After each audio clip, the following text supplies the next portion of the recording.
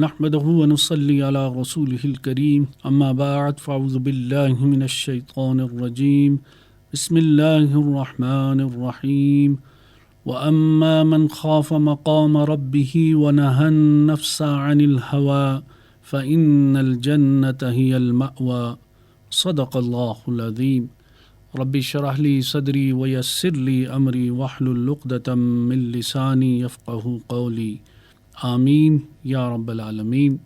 سامعین محترم، خوف الہی احوال دل میں سے ایک حالت کا نام ہے اور ایک آتش درد ہے کہ دل کے اندر سلگ اٹھتی ہے۔ جہاں تک اس کے سبب کا تعلق ہے تو وہ علم و معرفت ہے، جیسا کہ سورہ فاطر میں اللہ تبارک و تعالی نے فرمایا ہے کہ اللہ کے بندوں میں سے اللہ سے ڈرنے والے صرف علماء ہی ہوتے ہیں اور کوئی نہیں۔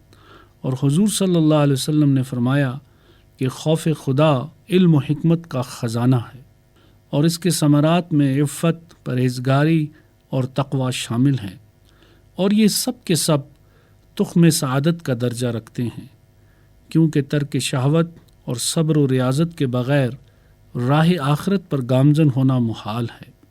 جیسا کہ ارشاد ربانی ہے وَلِمَنْ خَافَ مَقَامَ رَبِّهِ جَنَّتَانِ، اور جو شخص اپنے رب کے سامنے کھڑے ہونے سے ہر وقت ڈرتا رہتا ہے اس کے لیے جنت میں 2 باغ ہوں گے۔ اور حضور صلی اللہ علیہ وسلم کا ارشاد ہے کہ اللہ تعالیٰ فرماتا ہے کہ میں اپنے بندے کے لیے نہ 2 خوف جمع کرتا ہوں نہ 2 امن۔ جو دنیا میں مجھ سے ڈرتا ہے اس کو آخرت میں امن دوں گا، اور جو دنیا میں مجھ سے نہ ڈرا قیامت کے روز اس کو امن نہ دوں گا۔ ایک دوسری حدیث میں آپ صلی اللہ علیہ وسلم نے ارشاد فرمایا جب بندے کا جسم اللہ کے خوف سے کانپ جائے اس کے گناہ اس طرح جھڑ جاتے ہیں جس طرح درخت سے پتے جھڑ جاتے ہیں۔ اور مزید آپ صلی اللہ علیہ وسلم نے فرمایا جو شخص خوف خدا سے روتا ہے دوزخ کی آگ اس کے قریب نہیں جا سکتی، ایسے ہی جیسے کہ پستان سے نکلا ہوا دودھ پھر واپس پستان میں نہیں جا سکتا۔ حضرت عائشہ رضی اللہ تعالی عنہا فرماتی ہیں کہ لوگوں نے حضور صلی اللہ علیہ وسلم سے پوچھا کہ کیا آپ کی امت سے کوئی شخص بغیر حساب بھی جنت میں جائے گا؟ فرمایا ہاں، وہ شخص جو اپنے گناہوں کو یاد کر کے روئے، اور فرمایا کہ آنسو یا خون کا جو قطرہ راہ حق میں گرتا ہے اس سے بڑھ کر کوئی قطرہ حق تعالیٰ کو محبوب و عزیز نہیں ہوتا۔ اور فرمایا جو 7 قسم کے آدمی حق تعالیٰ کے سائے میں رہیں گے ان میں سے ایک شخص وہ ہوگا جو خلوت میں حق تعالیٰ کو یاد کرتا ہے اور آنسو اس کی آنکھ سے جاری ہو جاتے ہیں۔ ایک صحابی حضرت حنظلہ رضی اللہ تعالیٰ عنہ فرماتے ہیں کہ میں حضور کی خدمت میں حاضر تھا، آپ صلی اللہ علیہ وسلم لوگوں کو اپنے عظیم پند و نصائح سے مستفیض فرما رہے تھے۔ لوگوں کے دلوں پر خوف خدا کا غلبہ طاری ہو گیا اور بے اختیار سب کی آنکھیں اشک بار ہو گئیں۔ اس مجلس مبارک سے رخصت ہو کر جو میں گھر پہنچا تو بیوی نے دنیاوی باتیں شروع کر دیں اور میرا دل دنیا میں مشغول ہو گیا۔ ناگاہ مجھے حضور صلی اللہ علیہ وسلم کی باتیں یاد آ گئیں اور خیال آیا کہ ابھی تو وہاں میں زار و قطار رو رہا تھا اور اب پھر دنیا کی باتوں میں لگا ہوا ہوں۔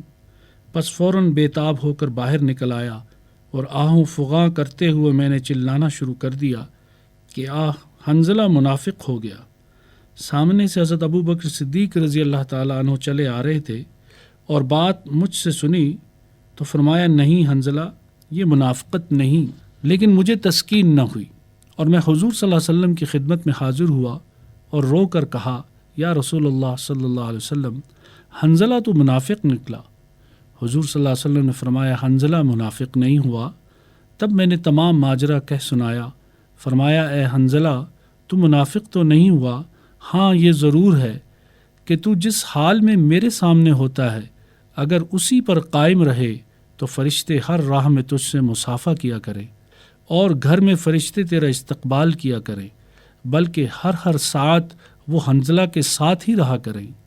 بہرحال یہ ہے وہ خشیت الہی کے ثمرات جن کا تذکرہ ان حدیث مبارکہ میں جا بجا ملتا ہے۔